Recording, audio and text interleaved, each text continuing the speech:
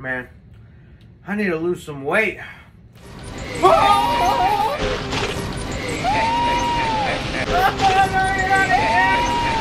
it! Finish it! I already did! Hello, Spider-Man fans. It is a wonderful day in the neighborhood here where we get some more Spider-Man 3 news to talk about. And at this point, guys, I don't even know what this movie is anymore, okay? We thought we were just memeing around when we were like, oh, Harry Potter and Spider-Man 3.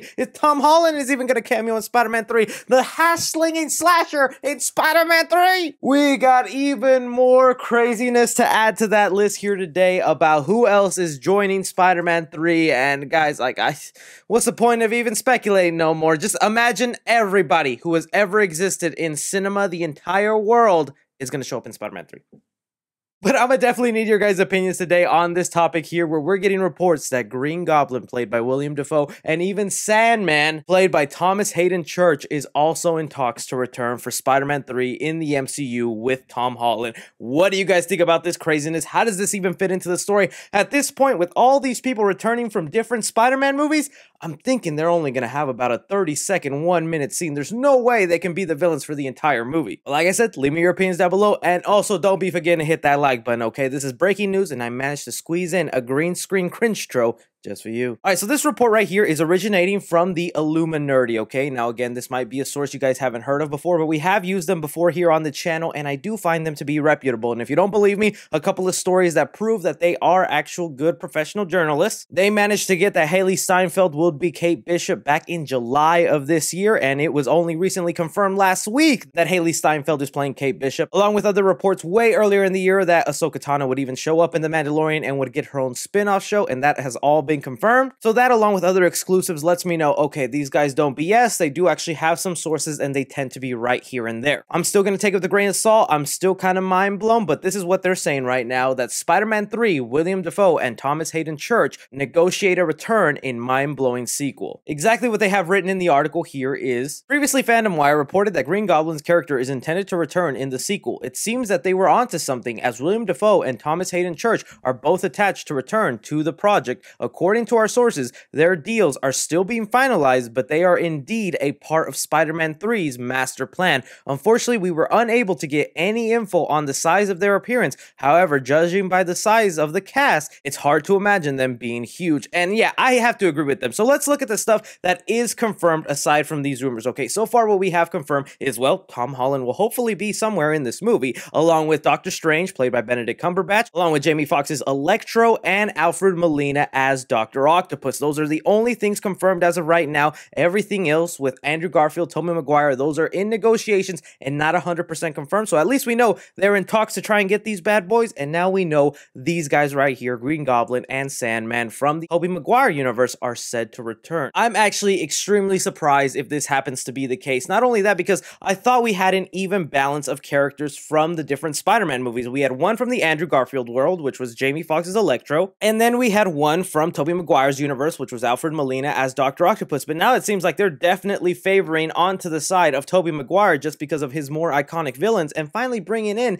Norman Osborn to the MCU right here. Like, wow. Again, I know there's people confused and wondering what the hell is even going on. How does this make sense? Especially since these characters did die. But again, I have to reference you back to what Jamie Foxx told us when he was confirmed to be Electro, is he said it in his Instagram post that he won't be blue this time around, kind of hinting that he would be a new incarnation, basically an alternate reality version of the character we already know. So I'm assuming the same thing is here, especially since we saw Green Goblin get taken by a glider and Sandman farting off into the wind there. That is the ultimate finale for a character. It's be really disrespectful if they don't honor the fart in the wind. But I'm seriously believing, though, that these have to be small roles, that these just have to be minor inclusions in Tom Holland's Spider-Man 3, and maybe the two main villains are the people we already have confirmed, is Jamie Foxx Electro and Dr. Octopus by Alfred Molina. I was still holding out hope that they would still bring in a brand new villain that we had not seen before. I mean, we've already heard that they're supposed to bring in Scorpion, that was teased all the way in Spider-Man Homecoming. Now it looks like we are getting more than 6 villains as part of this film. I mean, let's count them out here. We got Dr. Octopus, we got Electro, we got now Green Goblin, we got Sandman, now we got Scorpion, and we've been hearing for the longest time there might be a Kraven. So that just might be our Sinister Six right there, is Scorpion kind of rounding balancing that out and being the underdog villain we didn't expect, and also sort of the new villain we hadn't seen before in previous movies. But again, are all these guys going to get the extreme makeover just like Jamie Foxx's Electro, who's not going to be playing Blue? I already expressed my disinterest that Alfred Molina's Dr. Octopus is going to get a whole new look because I liked his look in Spider-Man 2, but Green Goblin, you know what? I wouldn't mind a change from this motorcycle outfit that he's wearing. There's recently been some test footage online of what they originally wanted to do with the Green Goblin's look, and that would be fantastic for them to bring on screen. But also, you don't bring back a talent like William Dafoe, who is pretty well known now, to just cover up his face right there. I don't think they would go ahead and do that. But also, what are you going to do with the age factor that some of these guys don't look like they used to? Are they going to be using that famous Marvel de-aging to bring them down? And if so, then that should really let us know how much time they're going to be spending on screen, because it's not going to be a whole 10-20 minute sequence or screen time for these guys. I'm thinking now what it's going to be is the final act of Spider-Man is somehow just throwing Tom Holland's Spider-Man into these different universes and just having to fight his villains randomly. My mind just cannot get to how this is going to make any sense, because there was no build up to this. There was no setting this up, and now it looks like it's just going to be thrown all at our face at once. And trust me, I don't mind it. This sounds absolutely awesome, and I am nerdgasming, but at the end of the day, I still want my story to make sense. I still want it to be a standout performance for Tom Holland and him to remain the lead of his movies, because so far, he's had to play sidecar with a bunch of other big people. It also begs the question, it kind of sucks that we're getting to know all about this, about the Spider-Man movie, when these were probably supposed to be huge surprises, especially if these are